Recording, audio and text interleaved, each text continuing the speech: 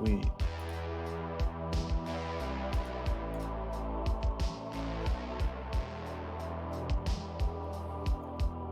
I guess I should cast with these off for now.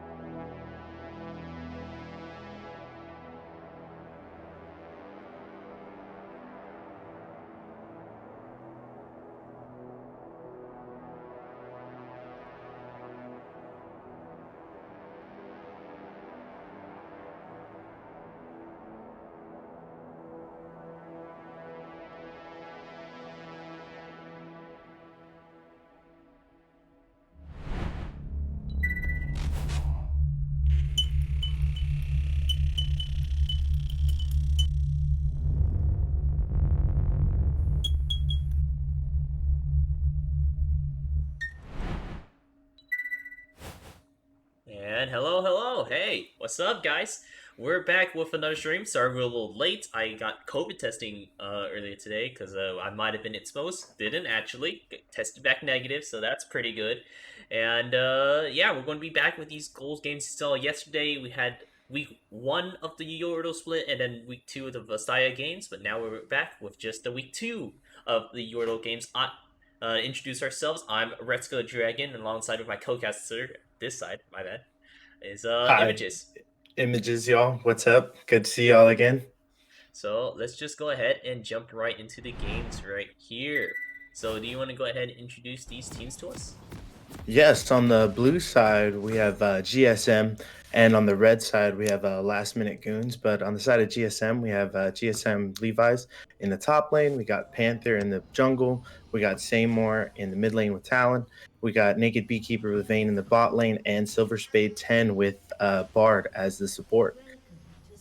Yeah, really good team over from GSM side. I actually forgot to switch those team names. That's what I forgot. My bad, guys. Over onto the red side here, we have the last minute goons in the top lane. We have Toilet's guy. Oh, we actually have an engage coming out. I'm stupid. Oh no! Face track the bush into 5 people. GSM classic strategy they actually like to do.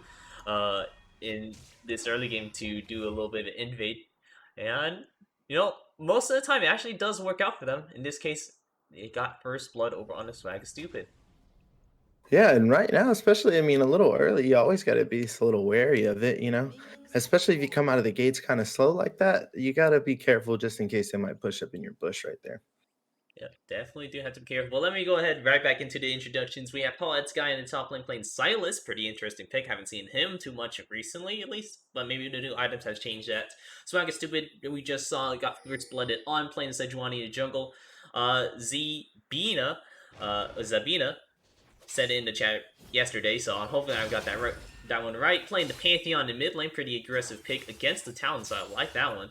And then for the bot lane, we got Regdor USMC, as well as the Savage Wagon playing the Callista and Thresh bot lane.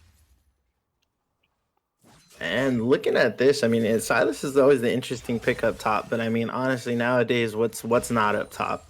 Anything can kind of go up there with how the meta's been moving around. Yeah, definitely so. We've seen they're actually supposed to, the next champion is going to be coming out another top laner, going to be AP Bruiser top laner, or at least an AP top laner is their goals. Something about sewing and needles, something like that is what I'm guessing is from the intro video for the beginning of this year. Yeah, and then whenever you say sewing needles, I don't know why, I just think of Aurelia up in the top lane again. Like with that stun, just threading the needle every time, and it looks like got some action up here going back and forth though. Yeah, top lane's being a real aggressive lane. We saw yesterday, Todd's guy actually pretty much of a beast, and here it is again, finishing off GS and Levi's in the top lane. Really clean combos right there. Ooh. Yeah, I mean, and then you can just tell with the lifesteal right there, and they hook onto Oh, Bar down there. yeah, in the bot lane, they do get the Zoftos onto Naked Beekeeper, maybe going into something else, but it looks like that's just going to be the end of that. No further engages, just yet at least. Oh, they tried getting a little gank off in mid, but I mean, looking kind of looking both at these teams. When Pantheon hits 6, he's going to be able to roam around and move, and then he's just going to be. Oh, here comes another gank up top. See if Panther can pick him up. Oh, you see there is a gank happening. Todd's guy is going in pretty deep. He does manage to pick up the kill before he falls, however, so it's not all bad for him. Wave is already pushing under towers, so that is some minions that GS and Levi's won't be grabbing there. He does have TP available, so this is all just going straight to Panther instead. Well, it looks like Swag Stupid in the mid lane. Just going to say hi there. Make Seymour used his Assassin's Path in order to get out of there. Yeah, And, second time coming by, had to wave to a friend. You know, just passing on through. And Rick Doris saying this is actually, they ended up playing this game before week 1 game, which is pretty unfortunate, but what can you do with how the weather was a little bit crazy in this previous week? I mean, so many things going on with just Oklahoma, and then Texas got hit crazy. Can't even withstand some of this stuff going on. But now we're back on and get going, and we can get some games casted. Yeah, yes we can. And both these teams actually do be looking pretty good here. Oh, Savage Wagon able to land a hook there. Really nicely done. Naked Beekeeper is going to take quite a bit of damage. TP coming in. I believe this is a tall Ets guy. He looks like he's trying to go in for, yeah, a good engage over on Naked Beekeeper. He still has this dash, but he doesn't need it. Just going to go ahead, pick up the kill thanks to the minions in a little bit. Looks like Silver Spit is able to actually get out of there thanks to the Mystical Journey. Panther is in the area, but I don't think he wants to fight this because it's a 5-man strong bot. We're looking for an early dragon control. Man, I did not think of that, honestly. Him going through the wall right there on the mystical journey. That took me by surprise. I was like, oh, he's done so. And then he just gets out just like that. But there was potentially 5 down there, or like 4 down there, because even Pantheon was coming through. Hooks does land, but they're just going to be backing off of there. Actually, they're going on pretty hard again. Silver Spade's trying to see if he can make anything happen. Panther is running up forward, does get land a stun over onto Regdor. Regdor is trying to pick up the Lantern. There he goes, finally up there. Swagger Stupid now meeting up here, looking for a counter engage to see maybe we can get something out of this, but just going to go ahead and get out of there. Oh, good trading in the bot lane, or in the mid lane in general. Ooh, both sides. Man, this the Silas is just, its lifesteal just amazes me. You think you're gonna get him, you think you have the upper hand. Next thing you know, you're down on health, he's up, and you're a long way from the tower. Like, it's just unfortunate sometimes. It is quite unfortunate sometimes when that happens.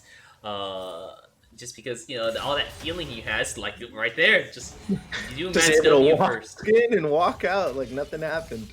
Yeah, evens out the trade pretty well, especially because he is 3-1 right now. So it's not like he's nothing necessarily to scoff at thanks to that W Matt's unbelieving he's doing right now. Really But useful. even Also, he has Lethal Temple there. Huh. yeah, Interesting. that's what that's another thing that kind of just pops up, that he has that going on. But I was gonna say with G7 Levi's, the thing that he has him there is the CS.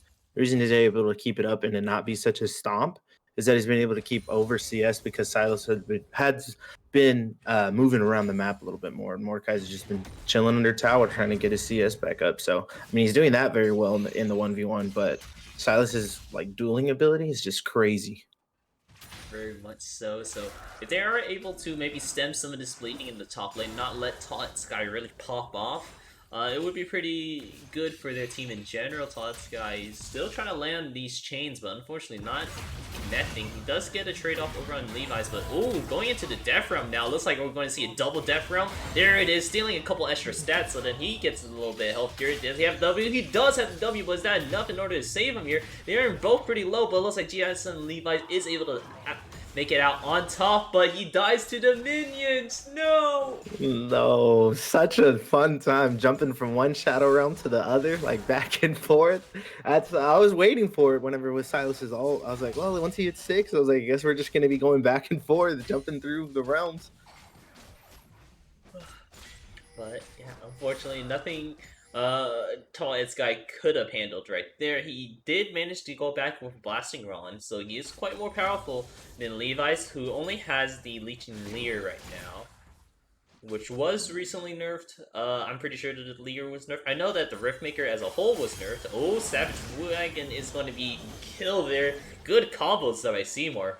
Ooh, I played a little bit of Talon there, and nice quick combo in order to bring down Savage Wagon. He knew he had to fly up, so he's just going to go ahead and do a quick one. Still got enough damage off to finish it. I mean, with the Talon pick, you're thinking you're about to shred some AP mid laner, but Tall Guy in with getting ganked. Yeah, he is getting ganked here. I don't think he's going to be able to get it out alive here. He does have his ulti in order to try to make this a 1v1, so he is just going to fall there, unfortunately.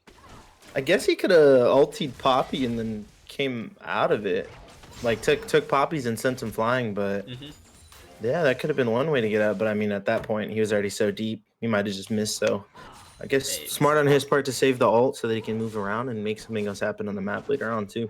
It was still on cooldown, I believe, so that's why he didn't use it. He had a flash, so I think he was trying to buy time, because it was like maybe 2 more seconds until the ulti came up there. But it would have been tough break. Very tough indeed. Can't be pushing up that far forward. And then right now, if we take a little like CS check, everything's kind of simple, except for in the top lane now, that with GSM Levi's is actually getting pretty ahead of Tall Guy right now, other in the kill section.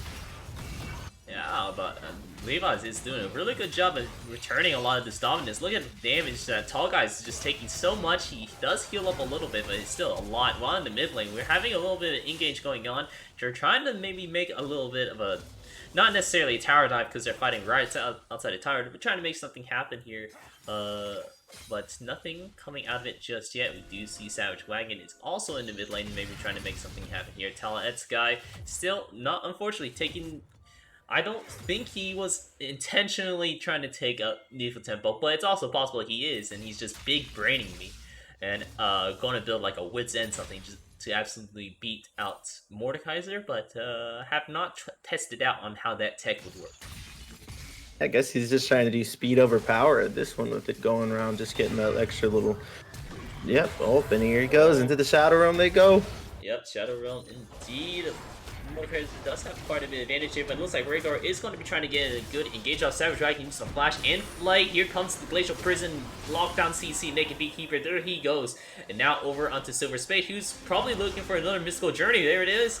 And here it is, the flight in order to get a little bit more, but unfortunately the hook does not land. It actually hits a minion in the way. Got MVP minion right there to save out Silver Spade to get out using the same exact thing he used before.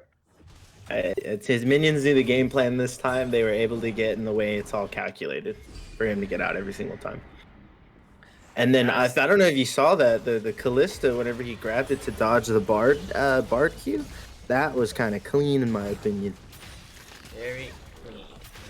Indeed, now it looks like top lane already taken out, so that's a lot of first gold right there. TP coming in from Levi, so gotta be careful. Gus gonna go knock him right back, so he's gonna miss out on a little bit of minions, but not too many really. He said, "Go hang out with your buddy down there." Sent him flying straight back to Mordekaiser. Or I mean, to Poppy back the other way. Yeah, and Todd's guy got to play a little bit more curious. He had back-to-back-to-back this. I believe it was 3 deaths back-to-back immediately. So, and because of this, he's just been taking a beating down by Levi's. Levi's has a steady lead over him. He already finished the Rift Maker, already doing a lot of damage over Todd's guy now. Ooh, with the little engage on.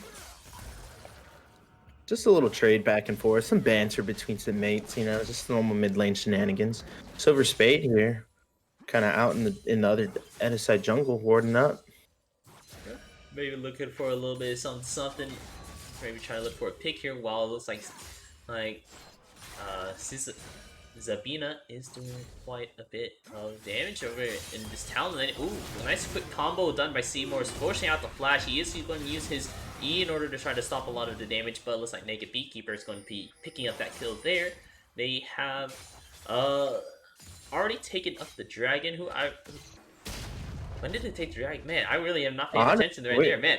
So Dragon score is tied up now. It's going to be the Ocean Drake. The GSM Levi's is in the bot lane. He walked all the way over, and looks like Naked Beekeeper gets a second kill for himself. Looks like he's now at 3 kills.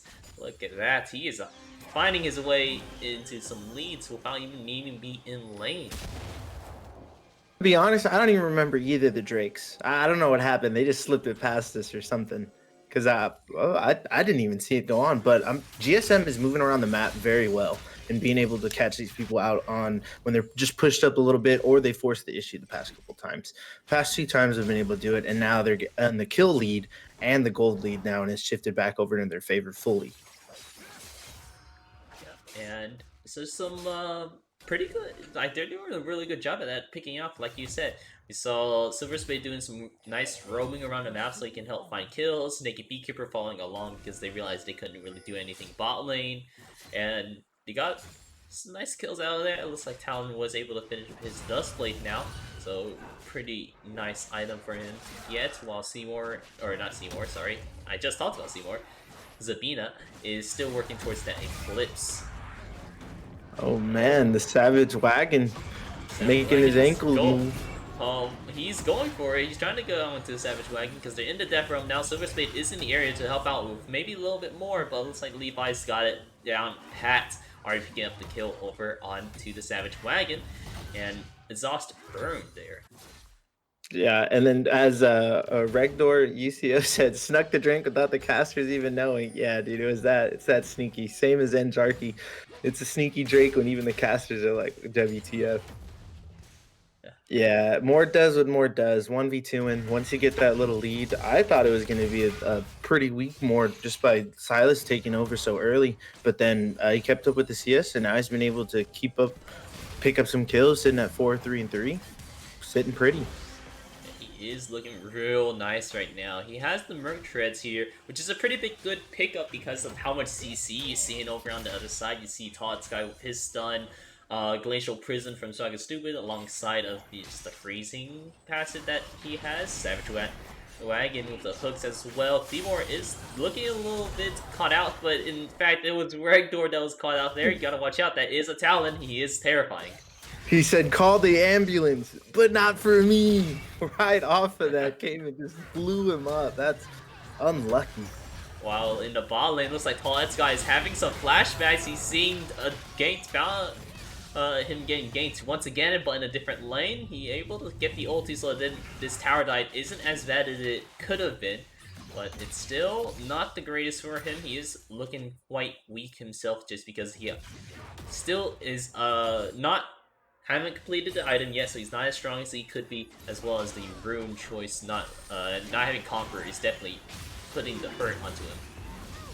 Ooh, tower dive in the middle. Yeah, they're looking for maybe do a tower dive because of the Bard ulti, but unfortunately, Swagger Stupid will be getting out of there just fine, pretty unscathed, or I guess very scathed, but not dead. So he is able to pick up some of these honey fruits that spawn around the map thanks to it being an Ocean Drake or Ocean Rift, and Dragon is spawning up here right about now. And this is definitely going to force an issue. They're going to try and break the dragon tying. They're going to fight. I think they're going to fight just before the dragon. I don't even think they let it come up. Or it's there, but yep, here it goes. Yeah, here comes the fight. Swagger Stupid is in the deep. While Seymour has reached the backline, Swagger Stupid is going to be smited down and smacked to finish off the kill there. While it looks like we have Fate's Call is going to be used, but unfortunately Seymour will be able to pick up the kill on the back half of the rake. Tall S guy now with his... I didn't even see this coming. Everfrost trying to maybe see if he can get a pick off here. The grabs onto Seymour. Seymour going to have to flash away out of that. But we're already on to the Dragon here. No need to worry. It looks like GSM will be taking up the second Drake of this, for their team, I should say. Because they already took the second, so someone took the second Drake. I didn't even notice where it was earlier, like we said, but yeah, hey, one more closer to getting that point. Wow, Sabina just gonna get run down right there. Todd's guy used the ulti on the Bard, but I don't think that will be enough. He's trying to maybe make something happen, but I don't think he was able to. He's using the Everfrost. Look at that Everfrost gaming into getting some pretty good CC off, but unfortunately no follow-up for his team is available. Savage Wagon did try with the hook, but it was just a little too late. So unable to continue on. Tall guy hit the double Everfrost. It was there. It's sitting there. I mean, if I'm on the side of the last minute goons. Like I'm flashing, I'm throwing everything in on him because right now you're fighting a huge uphill battle. You need to start getting some of these kill bounties. You need to start focusing on maybe shutting down Mordecai that is walking around rampant. You need to maybe look at Talon who's running around rampant, even Vayne. But I think Vayne's really the biggest problem for the side of last minute goons right now. They are on a bit of a timer when it comes to this Vayne. GSM Levi's is already onto his next target, however, so Swag Stupid is running around in Death Realm trying to save his life. Oh, speaking of save his life, Savage Wagon lands times the hook correctly in order to get onto Levi's to get him away from Swag Stupid's. Zabina is here trying to do quite a bit of damage. The passive is back over onto Levi, so they could try to do for another stun. He is there. Now, the Everfrost, no, it looks like it's actually just going to be the rip out from Regdor thanks to Callista's passive. And that's going to be one pick for them at least. They may be looking for yet another Tallest guy. Has the Poppy ulti. They are moving towards this mid lane to do a little bit of classic gold NA ramming. But we'll have to see if any engages actually ensue, or if we're all just going to be having a nice chill chats going back and forth with these minions. They're bantering. That's all it's gonna be for a bit. They're gonna gather in the middle, banter a bit, maybe catch someone, maybe have a mistake. But I mean, with Poppy's all, you can really send someone out of the match, and then it's an instant one man up on the fight. So I would definitely think that they would try and engage off this if they're side of last minute goons. Are looking. TP is coming in from the Mordecai, so he's looking for the side engage. Bart ulti does go a little bit wide, but does push out the flash from the Thresh, and we're looking to get the hook.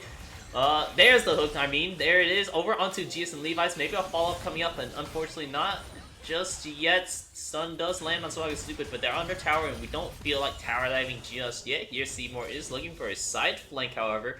Maybe going on to push out a side lane instead, since it is a little bit more beneficial in order to try to get some lanes pushed out. No, he's just going to go ahead and pick up a red buff for himself, get a little bit more ahead before pushing out this top lane. Well, I mean, Seymour's the smart man, right? He's like, oh, we're just going to sit here for another 5 minutes, do whatever. I'm going to go top. I'm going to push it. I'm going to get some CS. I'm going to do everything that I can and start making his lead even bigger. Because, I mean, you got to start looking at the shutdown now for him. That's 600 gold that could go straight to your team right here. Look, right now, if they had someone else follow up with this, definitely could catch him right there. But it's just unfortunate. Very unfortunate indeed. This mid lane tower is already almost gone as well. So GSM is sitting in a very pretty spot. And, well, for the side of last minute goons, you guys can need to look maybe towards your maybe some win cons. I haven't necessarily seen a full 5v5 team fight where we're starting off with Zabina's ulti, so maybe that could be the difference there. Maybe a good Silas ulti in order to isolate some people. Maybe that's what we were looking for. But for now, we do see everyone else is split up a little bit. Rekdor did respond to the bot lane, which is terrifying to me. I would not want to try to respond to a Mordekaiser as an ADC. Knight's just trading in the top lane, so we'll just have to see what we're doing. I mean, if Zavina can pick that off, and it's a huge kill for the team, because then also get Zavina back with even more items with that 600 gold plus on the bounty. So, but they're just going to continue to trade there, and now they're just playing base defense. Like they're all just sitting on the lanes. No team's really trying to push one thing or the other. They're just letting these two people solo farm on the side and get even bigger while little goons or last minute goons just plugs the holes in the ship. Yeah, but these holes are just keep popping up. We still have a 7k gold deficit dragon spawning up here in about 15 seconds. So they need to make something happen here, whether it be a fight on their terms or whatever it may be. Looks like actually GSM's on the offense. They're trying to make something happen here. Stun happens. Seymour coming in back, uses the ulti in order to get a huge kill off of one. Now he's looking for tall Ed's guy. He's running, but you don't think he can hide. He goes down. Now Regdor is going to have to go ahead and use his flash to get away from GSM Levi's, because I would be scared of a Mordekaiser as well. Now it looks like it's just Bina and Regdor, but Regdor is still responding bot lane. We see Bina is too busy getting knocked up into Bouncy Castle, and now Sigmar is going to go pick up the kill there thanks to his rake. And, ooh, actually makes it out of there too thanks to Assassin's Path. Now on that whole entire thing that just popped off, it's an even bigger steep hill to come up. Now, if you look at the level differences between some of these, Mordekaiser's sitting at level 13, and I mean Regdor, the one who's supposed to be kind of chopping up the tanks, has ADC right now, sitting at 10. So it's a huge difference right now. Just like the gold's starting to show, they're just gonna pick up this drag like it's just whatever, like another minion in the jungle, and then start moving around. Because I mean, as Levi's, I feel like nobody could kill me like straight off on jumping in on me. So if you want to come here, welcome to the Shadow Realm. I'm gonna try and kill you and then just move on. Yeah, speaking of welcome to Shadow Realm, he does ult the Savage Wagon, but you realize this is a terrible idea. There could be like 3 people popping up, and exactly 3 people popped up. And Levi's is stuck in a pretty precarious situation here. He does get taken down by Regdor, but so does Swag Stupid Panthers. But here comes Zabina using the Thunder Thighs to get into the fight. And now the Tall Eds guy using the Mordekaiser ulti in order to get onto Seymour. Looks like that's 3 shutdowns over for the side of Last Minute Goons. But man, Seymour had such a big bounty. He still has a bounty after his death. Oh, they might get it this time around again, and the flash from Naked Beekeeper. Ooh, ulti from Silver Spade, so this might be another engage over on the Tall Eds guy. Tall Eds guy uses his W in order to get a little bit of heal up, but man, he is really low here. So sieging here is going to be quite the issue because the Naked Beekeeper is quite strong. He has 2 attack speed items, one of them being Kraken Slayer, so his third autos are hitting even harder, and the other one being Phantom Dancer, which just gives you movement speed and more attack speed for every time you auto. So it's quite the slippery slope to fight against this Vayne right now. Yeah, he's pretty much just holding off 1v3 with just Bard as support, just chilling around, and now Panthers there. Like, they could really just hold down the midline the whole time as you see them splitting off again. GSM Levi's going bot lane. I mean, Seymour going to the top lane. Like, they're both just farming up. And they're just like, as these 2 side lanes are farming up, the side of Last Minute Goons is just kind of falling a little bit behind. They have to answer to one because you got to make things start happening right now. It's a timer, and it's not on your side.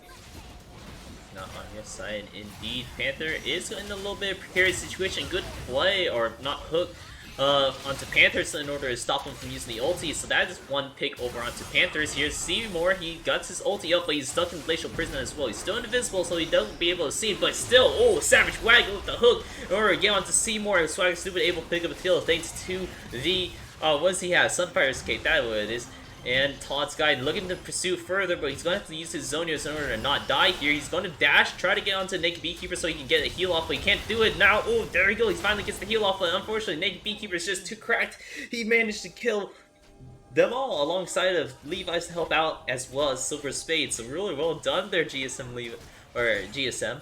That was quite the fight, and unfortunately, the last minute goods. Just, this Vayne, very scary. Very scary.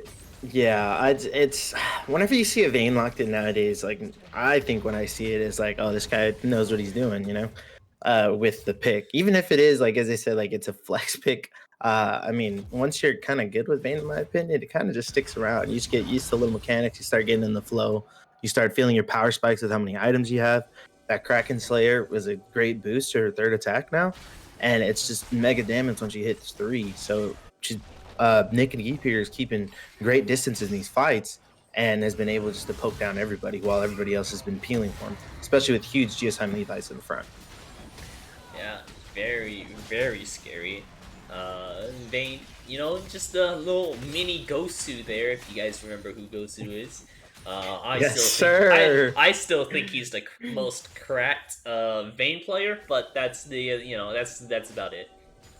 No, Gosu, Very cracked. Gosu cracked, very cracked any player. That's what we've been seeing right here. A little spirit of Gosu coming into Beekeeper, sitting on a nice 7-2. And then with the 700 kill bounty, as you said, once Beekeeper dies, he'll still have another bounty. So now everyone's just getting prepped and getting ready for this next little Baron fight that's probably going to pop up, or they're going to force the drag because it's going to be their soul point for GSM. So little Minute Goons has to decide either if they're going to push the fight there or give it, but they need to either do it before or after the dragon's there. Like they have to initiate the fight. Yeah, these last minute goons does need to try to find a way back into there. It's really hard as it is, especially with Ragdoor. We often didn't go for the Immortal Shield though, which is not a bad item. It's just necessarily not the damage you need, especially if you look at the Vayne who just has gone godlike onto the Rift now. Very unfortunate on that. The shield does help, but the lockdown CC is quite troubling for you. Trying to go ahead, and looks like Silas has stolen the Mordekaiser ulti, dashes forward a little bit, but we don't know what's going to happen just yet. Hook's going out left and right, but nothing really fully committed just yet. We're pushing up little by little. Seymour is now the jungler. He's going over to the Dragon Pit while that's happening. Seymour is going to be... not Seymour, sorry. There's so many S names in here. Jeez, okay. Panther is using the ulti. What's happening? You know what? Let me just give a TLDR to this fight. Levi's is 7-5. Never mind, 8-5. Yeah. So it's just all over the place right there. I mean, once they saw Seymour over at Drag, they tried initiating because it was a 5v4, but they were already getting held off with the 5v4. And right now they're just getting tower dive 3v2 under tower because of how big they are. And they just secured that last soul point. Yeah, Levi's is taking up tower here, so they're going to just go ahead and take this bot lane inhibitor once they overtake that. Honestly, these people are huge. We need to see some more Grievous Wounds items. We've seen 2 right now coming out from last minute goons, but grabbing these Grievous Wounds items still doesn't necessarily feel the greatest. It is a lot cheaper, so it doesn't hurt as much. But in terms of you can get other items, it doesn't feel as good anymore. It doesn't feel as good as getting other items at the very least. But a lot of problems by the time that people realize they're like, oh, I need Grievous Wounds. It's already a little too late. Once they get blown up, they're like, dude, this healing. Like once they go die in a 2v1 against a Silas, then they're like, whoa, guys, we need to get Grievous Wounds. Like it's not until something big happens for them to be like, okay, Grievous Wounds is the pickup. At least in a lot lower the elos, I believe. Yeah, but Motion Soul in hand, so much healing as well. Naked Beekeeper grabbed the QSS, so even if he gets CC'd, he's just gonna outplay him. Hit him with that 0.0 seconds QSS time of being stunned. He's gonna get hit with a stun and immediately just cleanse it out. Savage Wagon, unfortunately, now he's 1v1 against Seymour because Seymour was hiding in the bush, and there he goes. Oh no, it looks like the Baron's gonna be taken up there, and alright. Yeah. Feels bad for the Savage Wagon, just trying to walk through war, do some stuff, and then there's a giant in the bush right there. Yeah, and right now I'd say it's GSM's game to lose here. They're so far ahead, over 10k gold ahead here at 30 minutes in the game. They're pushing. They have Baron. They have Dragon Soul. The only thing that stronger they can get is the Elder, but that doesn't come up in about 3 and 4 minutes. Going trying to go for an engage. Tallest guy does use the ulti, but so does Silver Spade as a response. So there goes Swag is stupid there. The front line is slowly melting. Levi's is running in deep as well as Naked Beekeeper. He doesn't need a front line. He is his own front line. He dodges away from the hook. And they're trying to make something happen still. Zabina is going to be getting in deep in order to try to do something. He uses the ulti, but unfortunately that's not going to be able to about there. Trying to maybe get a little bit in the photo finish, but looks like that's going to be the game for GSM. Congratulations to you guys. You're going to be moving on forward to 2-0. While it looks like last minute goons will be making their way to the middle of the bracket at 1-0 or 1-1. Yeah, man, what a game! It just was. We kept seeing how tall a mountain could go, and then the mountain kept going higher. Like it was, you're climbing Mount Everest for the first time, and you're like, oh shoot, there's still three more levels higher. Like that's what I felt like when watching the game, kind of how it was going that way, sadly. It was just too many things going wrong for them, and they needed to plug the holes a little quicker. And they've had some good engages, they had some good picks on the side of last minute goons, but it just wasn't a combined effort throughout most of the time because they were trying to plug all these other holes that GSM was already putting in their ship. Yeah, so really tough game there for last minute goons to win, but congratulations to GSM there. You guys made it out on top for this. So we'll be right back. That was our first game. We're going to be right back setting up for our next one. And this time I will actually have the team names and the score set up before come back. For it is going to be the Welcome to the Bronze Parade versus Glacial Omen. So don't go anywhere. We'll be right back. Gotta find this. There he is.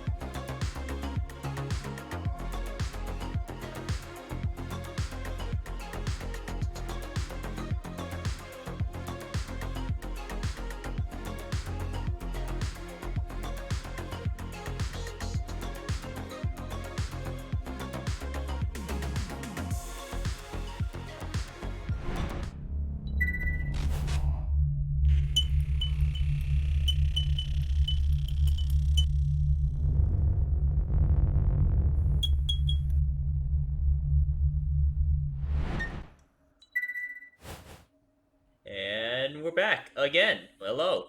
Hi. So we just saw the Gecko Slammer's Armageddon beat it out against the last minute goons right there. I'm a little loud on the mic, so let me just turn myself down. Sorry about that, guys. But yeah, so we just saw DSM there beat it out against last minute goons. They did a pretty good job overall in keeping up their leads. We saw Talon, Monster, Vayne, Monster that grew even bigger. We saw Levi's actually losing a little bit in the early game, but they made it around back thanks to Panthers with that one gank, and then just being able to keep up in the game with through the CS. So really good on them. So GSM moving up to 2-0.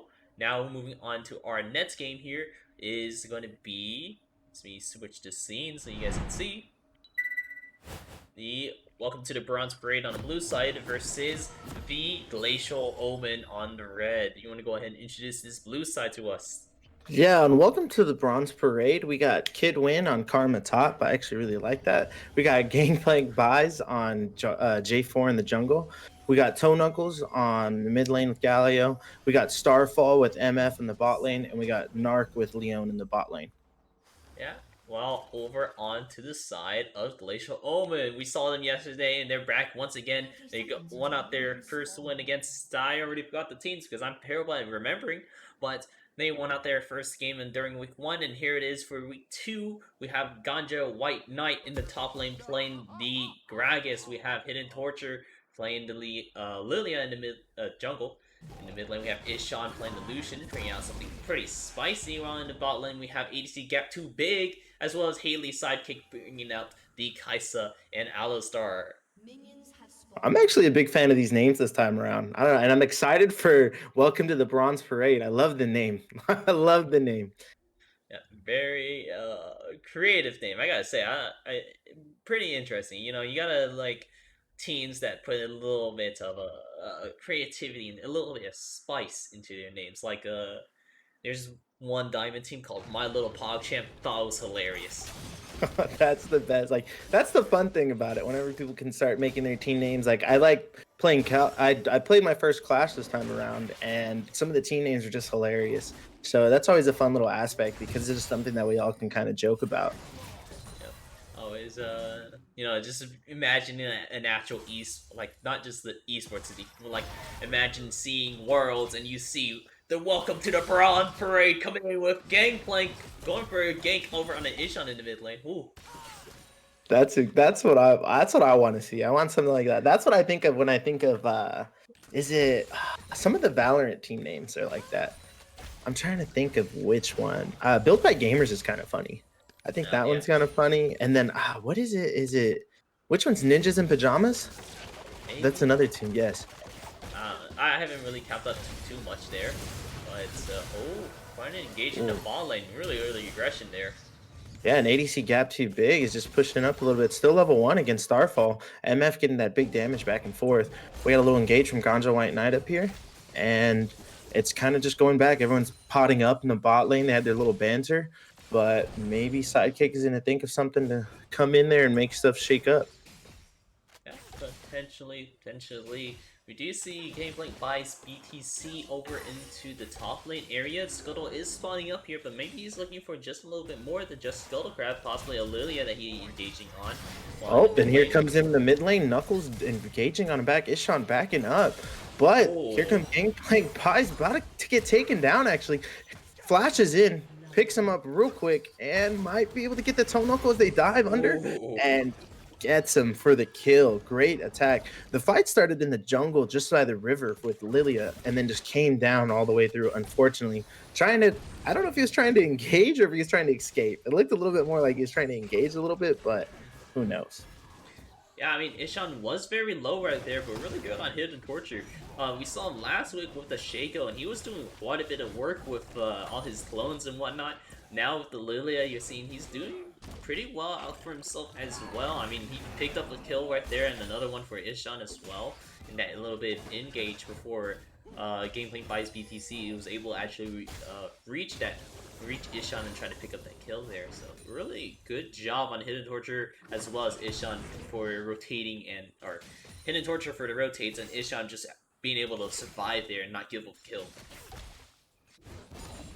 And up here in the top, and they're just going back and forth. They both like, I'm gonna go AP. Now I'm gonna go AP. So now it's AP top as you're coming.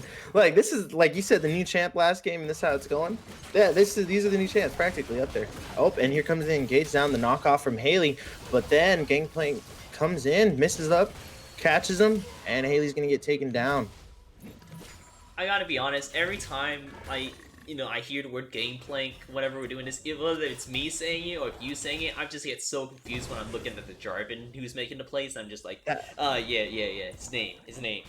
That's what's getting me. I'm really like, I was like, wait, it's Gangplank, and then I'm like, but it's not Gangplank in my head. I'm like, it's not him, it's J4. So that's what's been throwing me off, just because Ganja White Knight, even though he's low in mana, he's still trying to put out this damage against Kidwin and keep himself in the lane. Yeah, right now, if we're looking over at gold leads here, we have a solid 1k gold lead coming in for the side of the Glacial Omen. They're doing pretty good, and that's all pretty much attributing to not just the one extra kill that they have, but as well as farming. And we're looking over at the mid and the jungle. There is quite a bit of a discrepancy, not exactly the largest, but still quite a discrepancy in terms of you seeing all this gold here, saying that they're already going to go ahead and try to move on over to this Drake. Ishan is rotating over.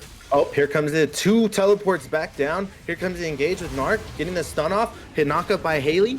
And then here comes Ganja White Knight catching him off. Haley's about to get taken down. Ishan still trying to pick him up, able to pick up Gangplank, and they're on the run right now.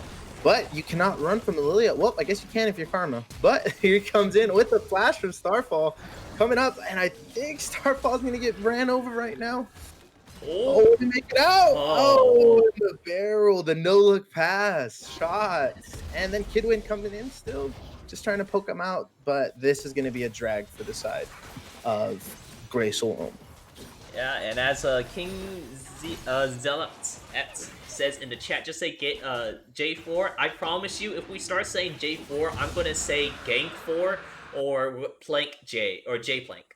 And there's no turning back from there. So I'm just going to keep saying Game Plank and just hopefully wire my brain around that. And especially how the camera was in that fight where I was messing with Gangplank. Like, you couldn't even see, you could just see the feet. So, I mean, do Gangplank and Tarvin have the same shoes? Who knows, you know? Yeah. Kinda, I don't think you guys looked there because we did. Yeah, remember like Pantheon and Malphite both had pizza feet? Now Malphite's the lone survivor with the pizza feet gang. Exactly.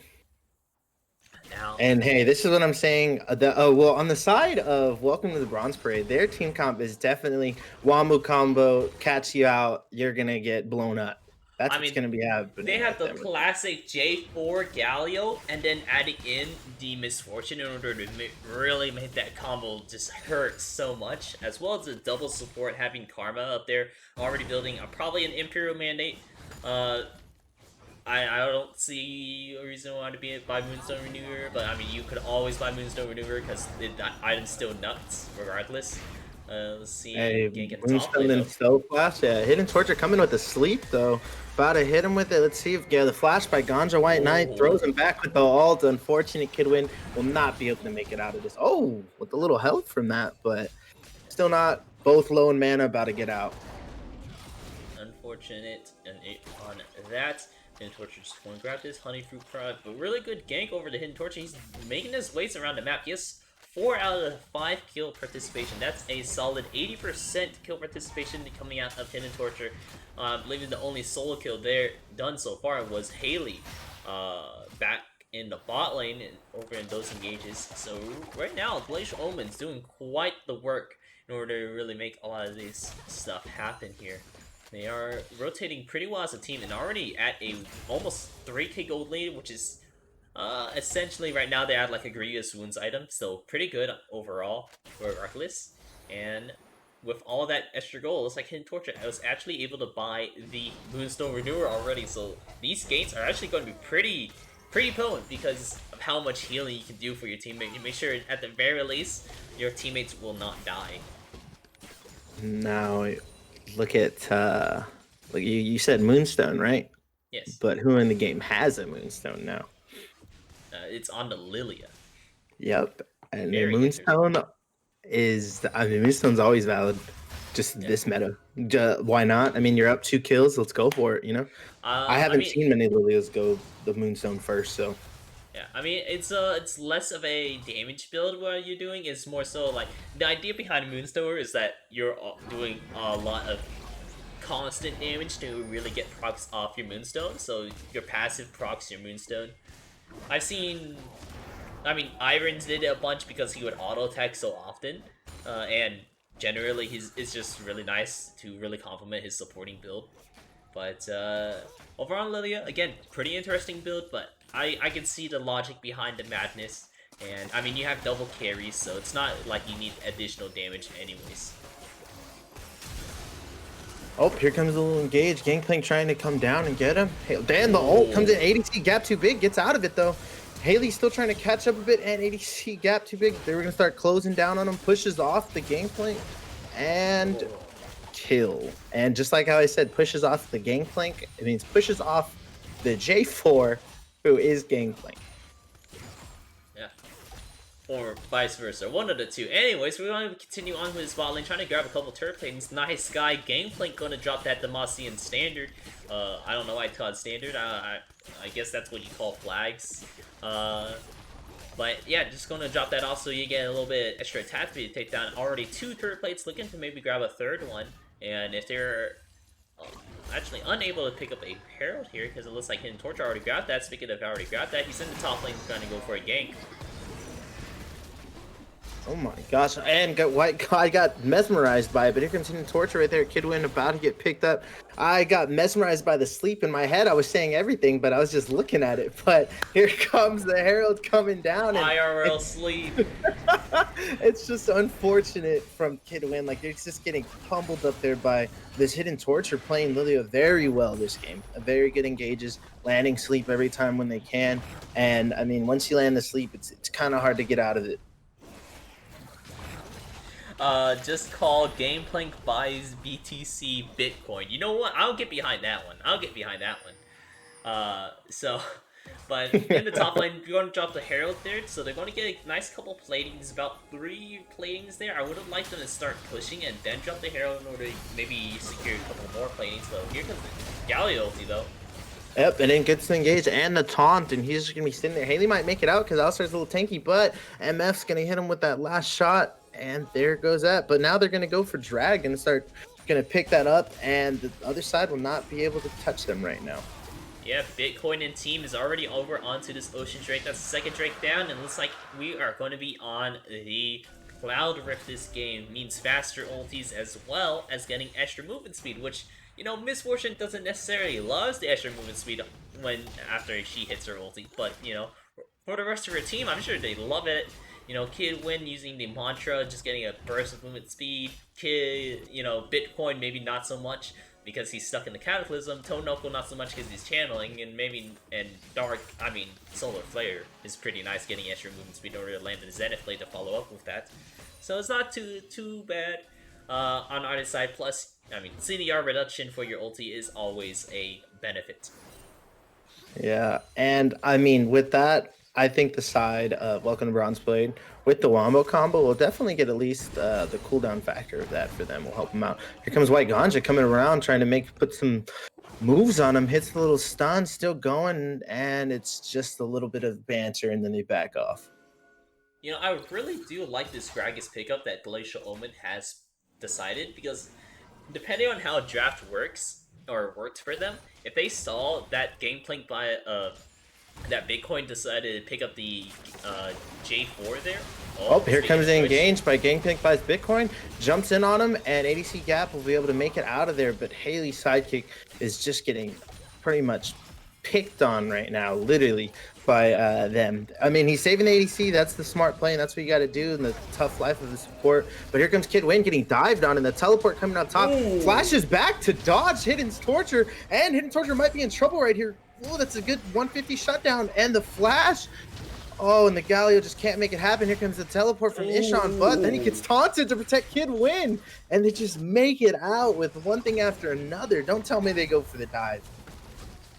Oh, McKidwin so hit with the flash from Gragas and gets hit, and then Hidden Torture still there with Ishan still 3. No minions though to make anything happen.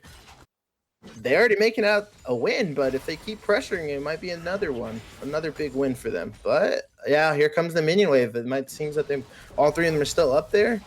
Nope, they're just like making me think back and forth. Never mind. Yeah, Welcome to Bronze Parade already has taken down this bot lane tower, so they got first gold, so this is a lot of money for Starfall. Already picking up the Gale Force here, really nice pickup.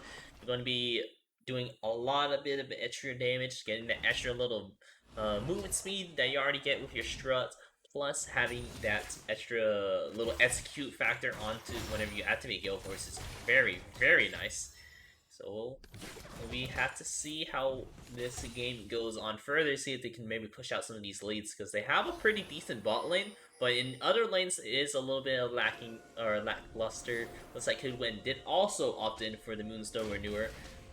Still, good item for healing. It's still going to be pretty useful as long as you're just getting your auto hats in and just keep healing whoever is the lowest health champion nearby you, and you get that number pretty high.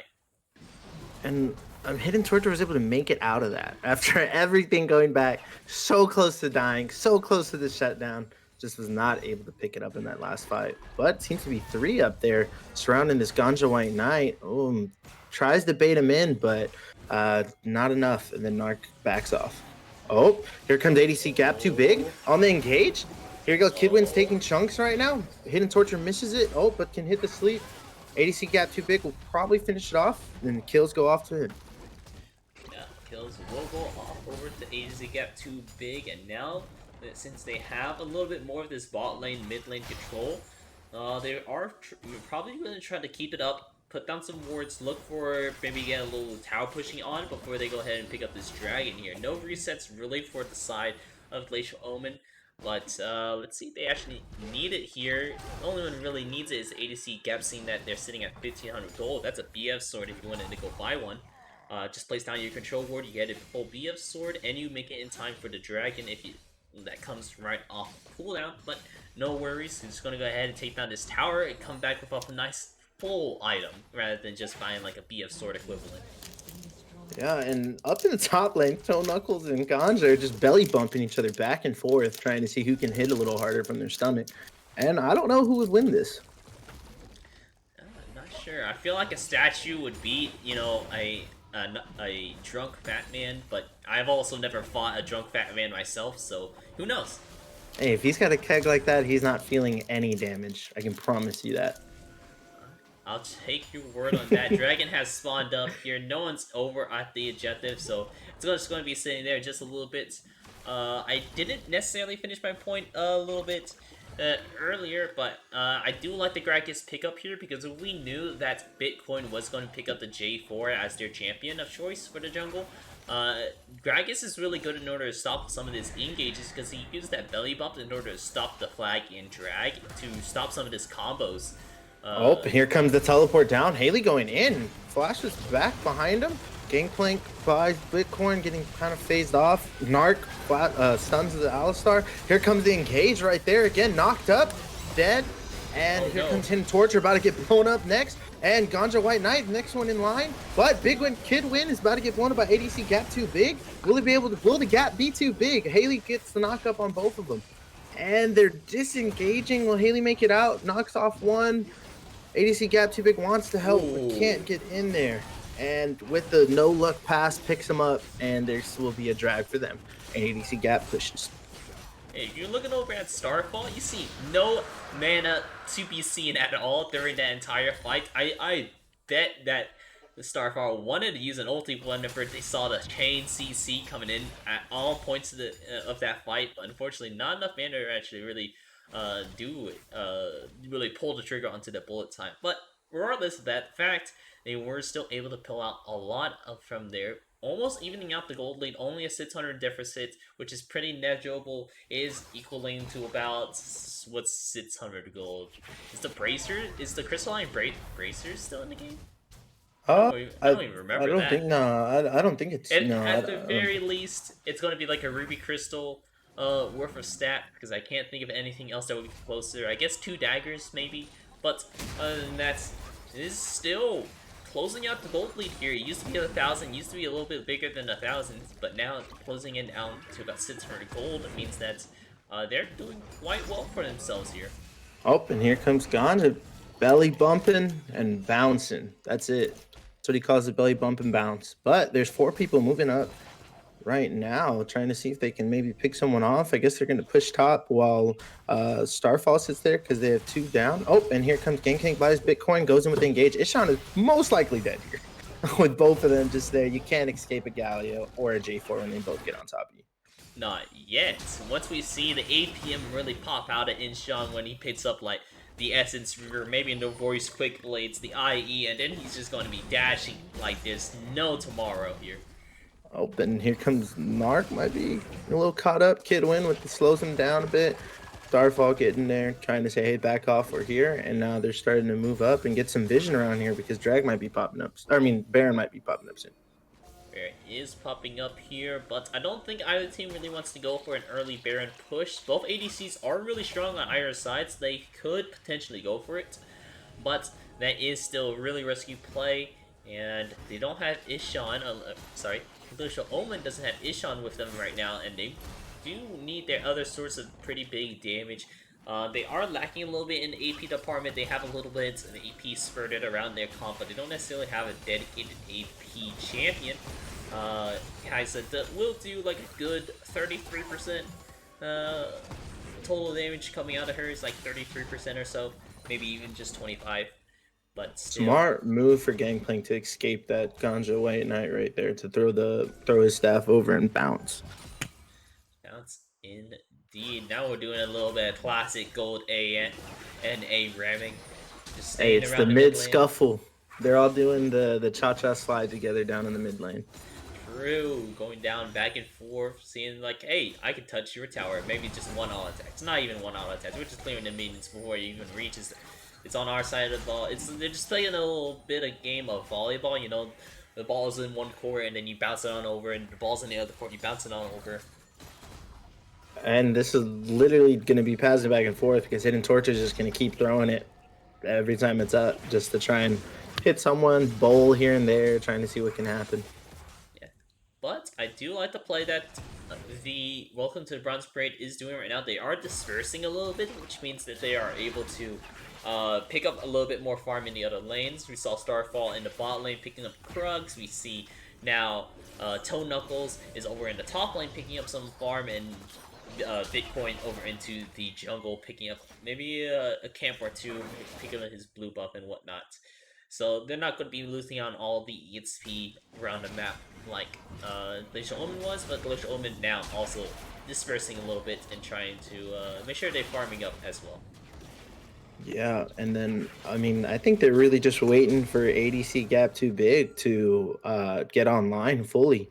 Because once ADC gap too big gets online fully, then they'll have some good peel for them. And as you said, Ishan whenever he picks up his next item. Whenever they do pick up their next item.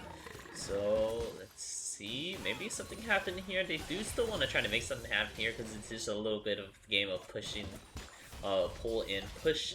Dragon is spawning up here in about 30 more seconds, so we will be looking for that. Objective reset are taken up. It's a little bit late now, so you won't be here right when Dragon spawns, but that you will be here if a fight does ensue soon after that. Yeah, and they already have vision on the side of Glacial Omen, but Welcome to the Bronze Parade is clearing it out slowly on that side. And Narc needs to be careful and not get caught out by them. You just need to be careful. We don't want to see anything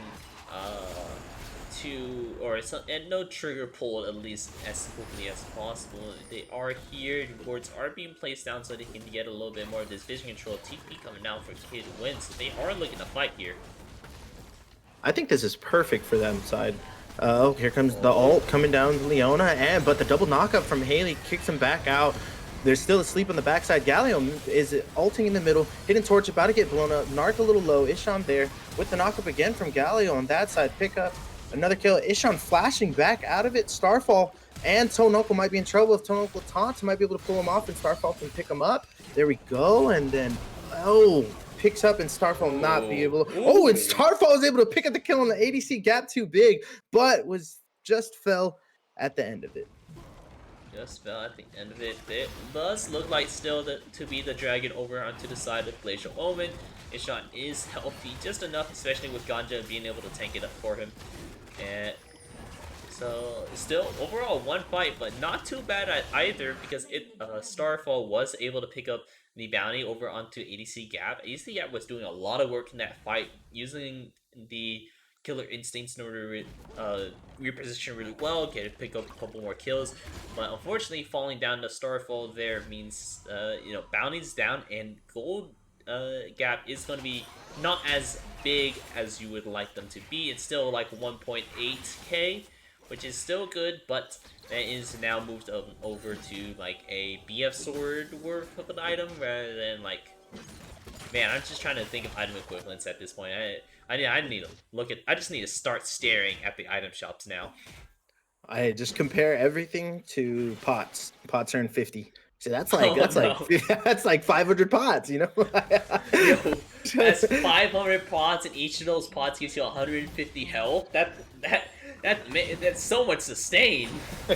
Hey, you're in lane for a long time, and there's a little action between Ganja and Kidwin. Kidwin trying to keep the distance so that he doesn't get belly bumped into the wall. And then another Oh, freaking charge from Haley. the Man, bouncy Kidwin is just castle. getting blown up and just walks out just fine. I guess they saw vision from the jungle that they're all coming out, and they weren't able to do as much damage. But I mean, Kidwin, I bet loved the view from up there. Just in the bouncy castle, going up and down a little bit, but not going to fall. However, we see Ishan in bot lane. He's going to be doing a little bit of the split pushing action while met with Toe Knuckle. Both of them have their TPs, so it makes a smart choice. But I do like. Oh, I typically don't like seeing ADC split pushing over on the side lanes, even if you're a mid lane ADC, because if you get collapsed, like it's pretty easy to get collapsed on. But it looks like Ishan is doing a pretty good job at playing safely at the very least. Make sure he pulls back and gives respect over to Toe Knuckle and not just letting him walk at him, use his Justice Punch, and just full combo over onto Ishan. Yeah, I mean, Ishan creeping up right there from ADC gap too big. Who's gonna finish with more CS as the quote ADC character? Yeah, we'll have Oh, to here comes see. Narc Oh, jumping over. Not a good spot for Gangplank, Bitcoin, and Narc. Lands it on there. Gangplank about to get out. Pops a triple ult stun on him. And the bullet fire tries to pick up some kills. Gets one. Starfall there. Gets ADC gap down.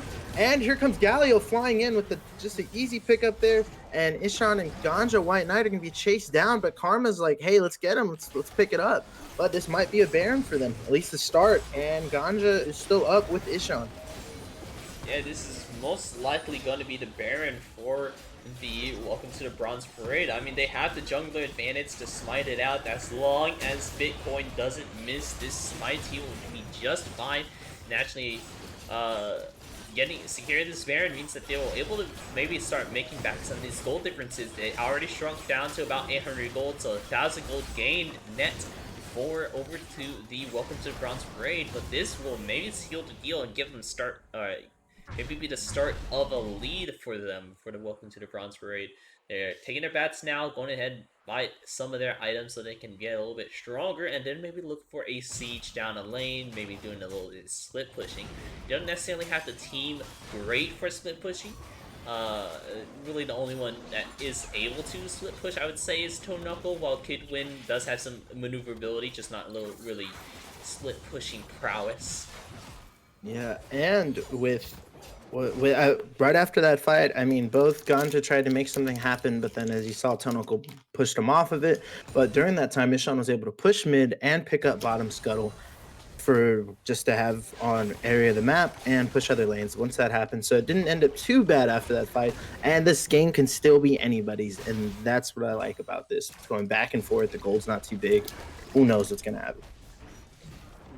Who knows indeed. Looking over at general power, each champion we're seeing like in the mid lane. Actually, we can just go ahead and look at their gold amounts. In the top lane, we're seeing about 200 gold difference, 1,000, my bad.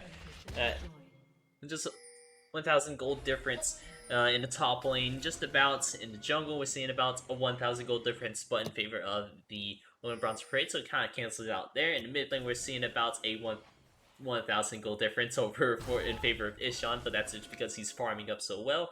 And then in the bot lane, we're seeing about 2k gold difference for the ADC of ADC Starfall, doing a really good job there, and then about 400 gold difference for his supports on either side, since they are pretty relatively the same in terms of kill participation. I keep hitting around. There we go. I mean, right now they're just setting up major to try and make a play here on them on drag. And this is what I was saying. This is where they want to fight because they have the wombo combo engage. They have everyone coming in, everyone flying in. Galio can be mid because of his ult. And Narc can make something happen right here. And they're going to give the drag up. Here he comes trying to... Oh, Ishan flashes out of there. Haley goes up, tries to block it, pops the ult. Starfall with the kill. And Narc still trying to push up to get something happen. Kid Win and Ganja fighting up in the top lane. And there goes that fight. They were able to pick up the drag out of it. And they And are Kid... able to fight. They are Yeah, able no, to pick up I'm so sorry. That's all. It was just them just bantering back and forth. Like, yeah. they have so much health, both of them. Oh, here comes, they landed that. Here comes the flash out from Kid Win. Knowing he's not in trouble, killing the instinct flies in for the kill. Oh, and here comes another. Oh, no, they just killed the tower. I thought they were about to dive down bot tooth, another fight. But with them going top and them going bot, they're backing to try and go protect the tower. But I think they're going to be able to pick this one up before they get there. Will be able to pick up at least the inhibitor tower there. They're going to be backing up. They don't have Kid Win anymore to put any more pressure, but it looks like Toadknuckle will be pushing out mid lane, or at least get this outer mid lane tower, taking a total, I want to say about 3 towers, because we already, yeah, total of 3 towers, the inner bot lane tower, the bot lane inhibitor tower, and then the outer mid lane tower. I do not remember if the top lane outer tower was already taken, but 3 to 4 towers, pretty good. They have a gold advantage for them for the Welcome to the Bronze Parade. They are 2,000 gold in the lead, which is, we'll just say, a lot of health pots right there in order to keep their sustain up. You know, if we think about it, a lot of health pots, that's a lot of time you could stay just getting wailed on by, like, raptors. Hashtag Yeah. bring blue pots back. Hashtag bring blue pots back. But I will Speaking of say, which, one oh, thing, yeah, there was one thought I want to say. I haven't seen anyone buy that new support item that's like, you can buy it available at like level 13, which I think is too far. You can buy it and then play, based on how many wards you place down, it upgrades it, and it stores control wards for you. I haven't seen anyone buy that yet. yeah, I think it's a little far. And here comes Engage from Haley. Kick up. Oh, they're stuck in there. Here comes the wombo coming from this one flying. Whoa. Gets them all 3 with the ult in there from Gangplank. And then Galio comes in with the double kill from Starfall. And then picks him up. Ishan and Hidden Torture in trouble. Here comes Gangplank 5 Bitcoin. He closed the gap. And they were able to pick it up with the triple kill. Oh, they're not going to die for the Quadra. Come on, go for it. That's what I want to see. You did miss it yesterday. There was a penta for the Yordle split yesterday. It was the first one of at least gold from my knowledge. I don't believe any of the other splits so far have gotten a pentakill this season of GRLCS. So, you know, Yordle is definitely a big fighting comp. You know, we're seeing almost a quadruple, only a triple, unfortunately, for Starfall. So not competing in this necessarily for that penta, but still, really well done over to the side of Welcome to the Bronze Parade. Look at that 3k gold ahead now, which is a entire item ahead or for themselves, which is pretty good lead on them. We're seeing a lot of that lead pretty much concentrated over to the side of Starfall, who has now the Bloodthirst to give her a little bit more lifesteal, and looking to build a GA's next. It could be, I guess, a Zonia's or a Gargoyles, but I'm gonna bet money that it's probably a GA's. And what's crazy though is that, yeah, look at Starfall and able to pick up the Quadra, but Toadknuckles is huge right now, sitting at level 17. The level difference is what makes him so tanky and so huge. Because if you look at his items, the only thing he has really is Zonias. Other than that, he has boots, and then the rest he's all damage. It's just he's been keeping up with CS, he's been capitalizing on it, getting shutdowns, and that's what's been helping him get that way. Yeah, him being able to rotate and maximizing his time by making sure he's in the lane, maybe getting some farm in the jungle, is just really doing a really good job at keeping up with the levels. Only one that's really been competing with him is his lane partner, Ishan, who's been doing the same exact thing of rotating alongside of Galio, just not with the capability of having Galio ult in order to finish off some of these rotations. And I think the side of Welcome to the Bronze Blade has just been capitalizing at the right times. When they get the catches, when they get the kills, when they get the picks, like they've been able to turn it into and a tower and a dragon and this and start turning it back there. That's when they started. That's how they're able to get this lead that's been happening. And this lead is going pretty strong here. It looks like they're looking to make their way over to the dragon, who has just spawned right now. You could hear distant dragon screams over into the distance.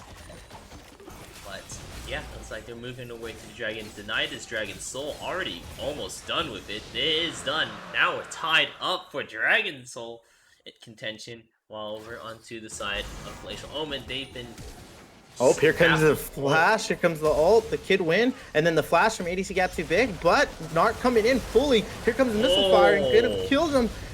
Galio flying in, knocks him up under tower, Haley sidekick, then Gangplank jumps in on Ishan in the back lane over there. Hidden Torture taking the damage. Here comes Ganja from the backside, and Ishan able to pick him up. Ishan is juking, taking ankles, while Starfall is just picking up all these kills, grabbing damage, and Tonacles could dive, still full health. Jeez, he's a tank. But they were able to make it out 3-3, and they're still pushing. So they got to get back to base, get healed up, and come back out so they can try and stop the inhib, but I think it's gone. Yeah, inhib is probably gone here. Bot inhib is already fallen as well, so that means they don't necessarily have to worry about that. There he goes, and now they're on the run. Knuckles is here comes the knock-up. Haley sidekick, Ganja, they're just going to jump on him. He's a tank, but can he get out of there? Ishan's on him. Cannot escape. Once he said that, like right now at the earlier in the game he's not it, but now when you look at his stat 280 CS and it's level 17, he's juking and diving and moving and jumping. Yeah, he's doing quite a bit of work for his team there. Able to do a lot. And yeah, hopefully once he does get to this late game point where, you know, he finishes up the Mortal Reminder, so he reduces some of this healing, and then picks up his 5th item, which I'm not exactly sure what he would go for, or I guess then his 6th item. Not exactly sure what he would go for, but whatever the case is, I think it's no worries, but it also could be like life steal here option, and so you can sustain through the fights a little bit more. Looks like Kid win. Oh, trying to get the TP off. Oh! Nope. Just caught it on the wrong time, and another engage here. Double knockup with the sleep coming in. ADC gap too big, just double kill, chunks them out, and gets the Baron. And that is not what they wanted to happen on the side of Welcome to the Bronze Parade. And this is a game, folks, coming back, picking up Baron, able to push out these waves. Yeah, this might be the smell of a comeback again. The goal difference is back in favor for the Glacial Omen here. They're back to about like 500 gold difference, which is pretty measurable, but that just means that they're on equal footing, just about, with the Welcome to the Bronze Parade, who's been dominating for some time around the mid game, and while Glacial Omen was doing pretty good in the early parts of the game, now even all back out, the ADCs are doing quite well. The peel is immaculate. ADCs are just practically untouched in these fights, and they're getting real strong pushes up. Ishan over in the side lane still pushing it out, making sure that he gets his own farm and doesn't have to sacrifice anything for that such. And for the side of Welcome to the Bronze Parade, you all need to be together on that. I know he's trying to get the TP on, probably wasn't paying attention, didn't know how much Ishan hurt, but now he's level 18. He's working on that last item. I think it's going to be a GA, though. And here comes Ganja White. Might get caught out, blown up, double knockup. Here comes the ult from Ishan, Hidden Torture flying in. Gets the double knockup. We're watching Ishan blow up Gangplank. And, oh, ADC gap too big. Just got caught out. Ishan getting dived by 2 tanks right now. Help from Starfall on the backside. Starfall made it out of Alistar and Hidden Torture for them to hit the blast cone and escape. And, man, this is back and forth. If I was Starfall, I'm going. I got Toe Knuckles with me. We could get that easily and move on. But they're going to be pushing the lane and force them to make them to do something. Yeah, I mean, we have Haley's sidekick who just got back from the recall. We have Hidden Torture just back from the recall, fully health. They have to fight the world here. It's 4v2, double their numbers, and they have to stay here long enough for at least Ganja to get back. Pushes them out. Gets the double taunt, though. and just picking them off. One tower getting blown up. Torture just gets destroyed, and Haley tries to get out, get some health, and Starfall and them are still going strong. It's just one more tower. They got to clear the minions. But we have ADC Gap Too Big coming in. We got Ganja here. Haley's back up. Might be trouble for them if they can't get out. Oh, I think they could have gone for maybe one more tower here, but they instead of opted in to just back out and guarantee that they'll have a full man squad going into this Dragon Soul. That is pretty important for them to grab this. I mean, it's not the most important thing, but at least denies it away from the other team who would have loved the Dragon Soul. Haley, Aishan, ADC Gab, Pin and Torture, Gadget, all of them would love it. Oh, And here wow. comes Big Win trying to get the chain on him. Hits him with the damage, keeps the slow up, just kind of backing off a little. I don't know if Kidwin flashed on that. I think he might have. And here comes Ganja slowly. Oh, throws over the blast cone. They're able to pick up Soul. Now, are they going to continue or are they going to bounce? Is the next question. Is quite the question here. I don't. I mean, again, personally, I don't think it's too worth to go for the Cloud Soul. I think maybe the second inhibitor, maybe the other Nexus Tower to really make it so that they have to be babysitting mid lane at all points of the game would have been a little bit more worth it, but it does at least very deny the Dragon Soul away from the red team if they would be able to pick up that point at any as well. But it is very close right now. Like seeing that inhibitor is down mid lane means that either team could really just, if a team fight happens and whoever comes out on top of that, they basically win the game here. Death timers are a little too long, and APCs are pretty much full built. Yeah, almost everyone's already full built. Like ADCs are almost full built. The only one left is Ishan, who's sitting on a chain vest right now. Oh, They're here looking to comes the make an ult from engage. Kidwin. Oh, passes sleep. Flashes. Narc throws the ult out. Ganja bounces him back a little. They're still kind of keeping it, still bantering. They're going to back out. They don't have the Narc's ult right now. They might be waiting to get it because, as you said, the next fight wins it or loses it for them. And both sides need to be careful because if the Welcome to the Bronze play gets wiped out, two ADCs on the other side, you leave one of them up, there goes all your towers. On the other side, if they lose, the death timers and everything's still kind of too big. So it just really depends because they have more of them taken out, but the two inhibs just spawn. Uh, all inhibs are back here, so then you don't have to worry about the super minions constantly pushing into the bases anymore. We have Baron spawning up, like you said, in a minute, so we are going to be looking out for that. So they are looking for maybe a pick first. Haley Sidekick, got to be careful here. He's in some pretty Haley's sidekick. It gets engaged on by Nard. Oh, here comes Ishan with the ult, just tearing him apart. And Gangplank dives hard. Needs to get out. Woo! Flies in with Killer Instinct. ADC gap too big. You cannot escape from that. But here comes Ganja getting stuck in. Bounces them up. Here comes an ult from Narc.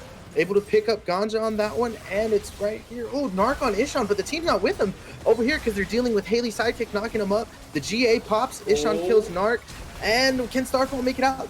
Just gets blown up, and Toe Knuckles is able to get cleaned up by Ishan on the end. They were just the thing is with that comp, you need to focus on the same person for them to start blowing people up, for them to do it. Like with them doing individual fights, that's what they wanted on the other side. They got two ADCs, they got peeled. They want to fly around and do this.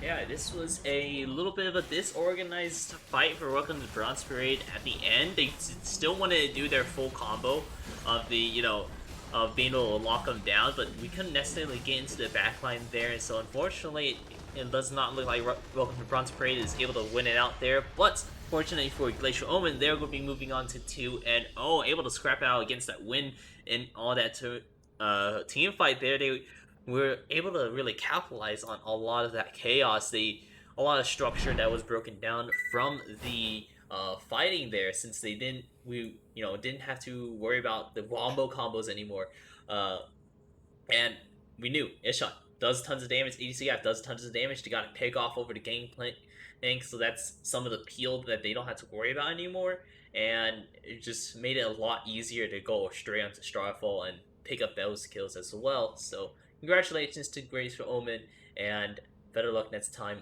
for the Welcome to the Bronze Parade. So those are our games for tonight. You have any lasting thoughts for the people watching from home?